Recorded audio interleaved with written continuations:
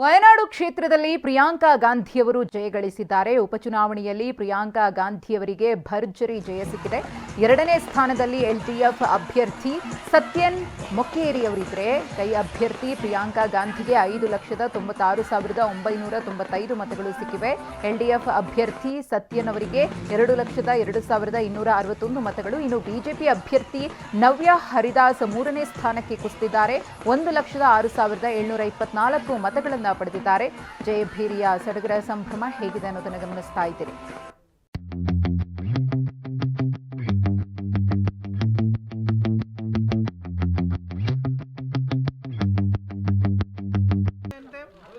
For giving me so much love in my whole campaign while I was there, and then for voting for me in the manner that they have.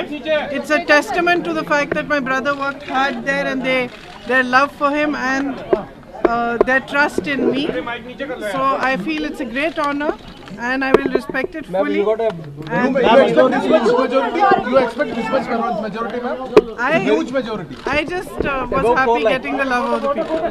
You are elected. What is your next plan, ma'am? So when you are going to Kerala? Now soon, in the next 2-3 days, as soon as my brother has time. So any also Maharashtra? Let's see what happens. Okay, thank you. What is your planned project? Thank you.